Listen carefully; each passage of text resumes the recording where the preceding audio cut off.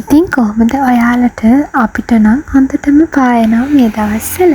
සමහර පැතිවලට නම් ඩෙන්ගු රෝගය උත්සන්න වෙලානේ. ඉතින් ඔයාගේ ප්‍රතිශක්තිය වැඩි කරන තැඹුම් හොද මේ දවස්වල හදලා බිව්වොත් ඔයාට පුළුවන් නිරෝගීමත් ජීවත් වෙන්න සහ රෝගී වුණු ඔයාට නැවත සුවතාවයටපත් වෙන්න.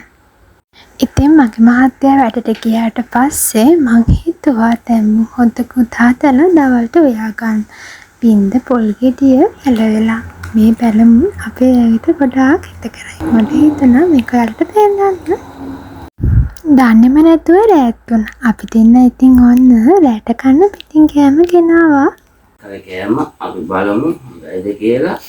මේක 3 පෝෂන් එක 3 දෙනෙකුට සෑහෙන්න 1750යි. මෙන්න මෙහෙමයි බිරියානි එක පේන්න තියෙන්නේ. එන්මනම් සුපිරි. අපිට හම්බෙලා තියෙනවා කරි එක, පැකට් එක. තව 3 drumstick and 3 eggs. 2 pineapple pieces. This seems tasty.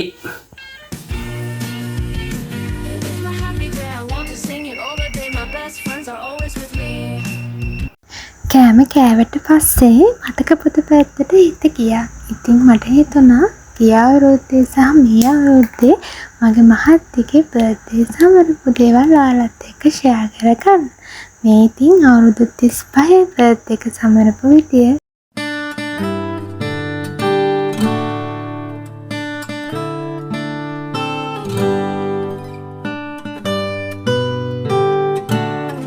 දෙදාස් 26 විඩාපල් දවසක්. හැබැයි මතක පොතට එකතු කරගන්න නම් මං අමතක කරේ නෑ මේ දවස. Happy birthday dear Ria. Happy birthday to you. Happy birthday to you. Today is all for you. Blue sky, big cake, so much love. All your dreams come true. Blow the candles, make a wish. 1, 2, 3, let's go. You're the star that shines so bright. Stay ever warm. Happy birthday to you. Hey, hey.